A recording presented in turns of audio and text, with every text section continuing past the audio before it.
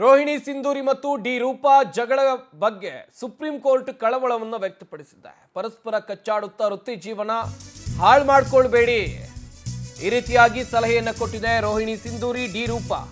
ಏನ್ ಜಗಳ ಆಯ್ತು, ಇದಕ್ಕೆ ಸುಪ್ರೀಂ ಕೋರ್ಟ್ ಕಳವಳವನ್ನು ವ್ಯಕ್ತಪಡಿಸಿರೋದು. ನಿಮ್ಮ ಕರಿಯರ್ ಹಾಳು ಮಾಡ್ಕೊಳ್ಬೇಡಿ ಅಂತೇಳಿ ಕಿವಿ ಮಾತು ಹೇಳಿದೆ ನ್ಯಾಯಪೀಠ. ಇಬ್ಬರ ಜಗಳವನ್ನ ಬಗೆಹರಿಸಿಕೊಳ್ಳೋಕೆ ಸಂಧಾನಕಾರರ ನೇಮಕ ಕೂಡ ಆಗಿದೆ. ಸಂಧಾನಕಾರರಾಗಿ ನ್ಯಾಯಮೂರ್ತಿ ಜಸ್ಟಿಸ್ ಕುರಿಯನ್ ಜೋಸೆಫ್ ನೇಮಕ ಮಾಡಲಾಗಿದೆ. ರೋಹಿಣಿ ಸಲ್ಲಿಸಿದ್ದ ಅರ್ಜಿ ವಿಚಾರಣೆ ವೇಳೆ ಕೋರ್ಟ್ ಈ ರೀತಿಯಾಗಿ ಸಲಹೆಯನ್ನು ಕೊಟ್ಟಿದೆ. ವಿವಾದವನ್ನ ಸಂಧಾನದ ಮೂಲಕ ಬಗೆಹರಿಸಿಕೊಳ್ಳೋಕೆ ನ್ಯಾಯಪೀಠ ಸೂಚನೆಯನ್ನ ಕೊಟ್ಟಿದೆ. ಪರಸ್ಪರ ಕಚ್ಚಾಡ್ಕೊಳ್ತಾ ನಿಮ್ಮ ವೃತ್ತಿ ಜೀವನವನ್ನ ನೀವಿಬ್ರು ಹಾಳು ಮಾಡ್ಕೊಳ್ಬೇಡಿ, ಕರಿಯರ್ ಬಗ್ಗೆ ಸ್ವಲ್ಪ ಫೋಕಸ್ ಮಾಡಿ ಅಥವಾ ನಿಮ್ಮ ಕೆಲಸ ಏನಿದೆ ಅದನ್ನು ಮಾಡಿ.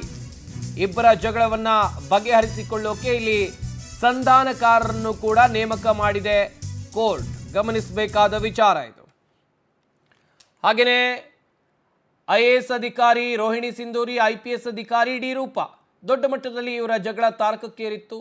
ಉನ್ನತ ಅಧಿಕಾರಿಗಳು ಈ ಜಗಳದ ಬಗ್ಗೆ ಕಳವಳವನ್ನು ಕೂಡ ವ್ಯಕ್ತಪಡಿಸಿದ್ರು. ಹಾಗೆಯೇ ಈ ಇಬ್ಬರು ಅಧಿಕಾರಿಗಳ ಜಗಳ ಬಗ್ಗೆ ಸುಪ್ರೀಂ ಕೋರ್ಟ್ ಕೂಡ ಕಳವಳ ವ್ಯಕ್ತಪಡಿಸಿದೆ.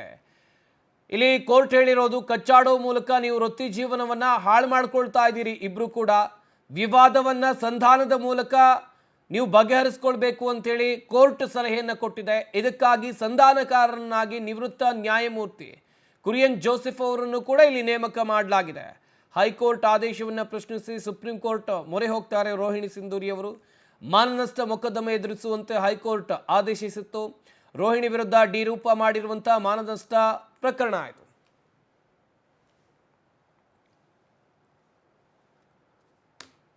ಮಾಹಿತಿ ಕೊಡ್ತಾರೆ ನಮ್ಮ ಪ್ರತಿನಿಧಿ ಮಂಜುನಾಥ್.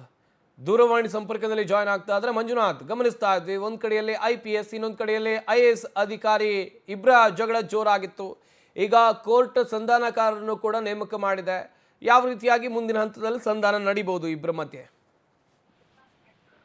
ಹೌದು ಸಂಪತ್ತು, ಯಾಕಂದ್ರೆ ಈಗಾಗ್ಲೇ ಏನು ಡಿ ರೂಪಾ ಆಗಿರ್ಬೋದು, ರೋಹಿಣಿ ಸಿಂಧೂರಿ ಆಗಿರ್ಬೋದು, ಇವರಿಬ್ರು ಕೂಡ ಒಳ್ಳೆ ದೊಡ್ಡ ಮಟ್ಟದ ಒಂದು IAS IPS ಹಿರಿಯ ಅಧಿಕಾರಿಗಳಾಗಿ ಗೊತ್ಕೊಂಡಿರುವಂತದ್ದು.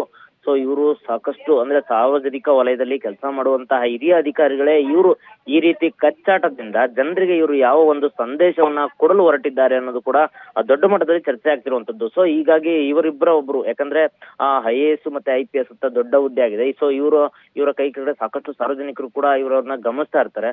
ಸೊ ಇವರೇ ಈ ರೀತಿ ಕಚ್ಚಾಟ ಮಾಡ್ಕೊಳ್ತಿರೋದ್ರಿಂದ ಜನರಿಗೆ ಯಾವ ಸಂದೇಶವನ್ನ ಕೊಡಲು ಹೊರಟಿದ್ದಾರೆ ಅಂತೇಳಿ ಕೂಡ ಚರ್ಚೆ ಆಗ್ತದೆ. ಸೊ ಈಗಾಗಲೇ ಇವರು ಸುಪ್ರೀಂ ಕೋರ್ಟ್ ದ್ವಿಸದಸ್ಯ ಪೀಠದಲ್ಲಿ ದೊಡ್ಡ ಮಟ್ಟದಲ್ಲಿ ಅಂದ್ರೆ ನೀವೇ ಈ ರೀತಿ ಜಗಳವನ್ನ ಮಾಡಿ ಕಚ್ಚಾಡ್ಕೊಂಡ್ರೆ ಜನರಿಗೆ ಯಾವ ಸಂದೇಶವನ್ನ ಕೊಡಲು ಹೊರಟಿದ್ದೀರಿ, ಸೊ ಹೀಗಾಗಿ ತಾವು ತಮ್ಮಿಬ್ಬರಲ್ಲೇ ನಿಮ್ಮ ಕೆರಿಯರ್ ಅನ್ನ ನೀವು ಹಾಳು ಮಾಡ್ಕೋಬೇಡಿ, ಸೊ ನೀವೇ ಗೊಂದಲವನ್ನ ಬಗೆಹರಿಸ್ಕೊಳ್ಳಿ ಅಂತೇಳಿ ಈಗಾಗಲೇ ಸುಪ್ರೀಂ ಕೋರ್ಟ್ ದ್ವಿಸದಸ್ಯ ಪೀಠದಲ್ಲಿ ಮಾಹಿತಿಯನ್ನ ನೀಡಿರುವಂತದ್ದು. ಸಂಪತ್, ಥ್ಯಾಂಕ್ ಯು ಮಂಜುನಾಥ್ ತಮ್ಮೆಲ್ಲ ಡೀಟೇಲ್ಸ್ಗಾಗಿ.